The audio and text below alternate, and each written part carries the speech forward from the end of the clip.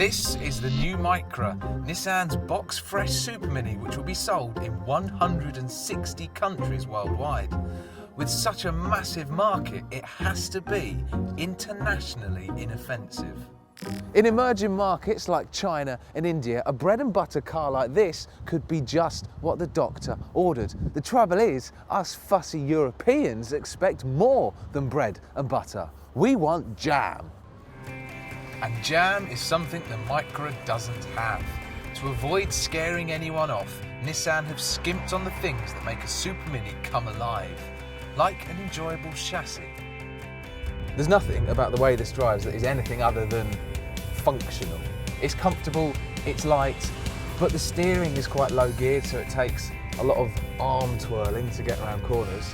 And while it is set up to be soft, it doesn't actually absorb bumps that well. It's quite bobbly, as well as having slightly slack body control. Nissan say that the Micra is supposed to be comfortable and take the stress out of urban driving, which sounds incredibly appealing.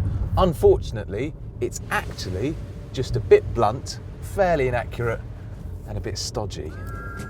The Ford Fiesta, another global selling Super Mini, is in a different league, and the same's true inside. The Fiesta's interior is inspired by that symbol of the developed world, the mobile phone. It's interesting, it's tactile, it's well made. And the Micra's interior, unfortunately, isn't any of those things. It's dark, it's dull, the touch points feel synthetic and nasty. There are some sharp edges which you don't really want to snag your hand on. The steering wheel only adjusts for height instead of reach. Overall, it's just a bit naff. But the Micra does offer more kit for your cash than a Fiesta.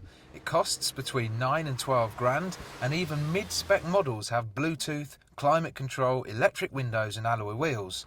And the good value vibe continues with the engine. The little 1.2 litre 3-cylinder thrummer under the bonnet is cleaner and more powerful than a similarly priced Ford Fiestas, so good news there. It's got 80 horsepower and only puffs out 115 grams per kilometre of CO2.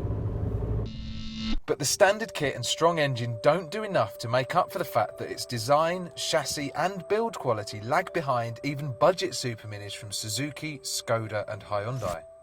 As a functional device for the world to get about in, the Micra does a job, but it just doesn't feel modern enough for us fussy Europeans. It actually seems a little bit stale.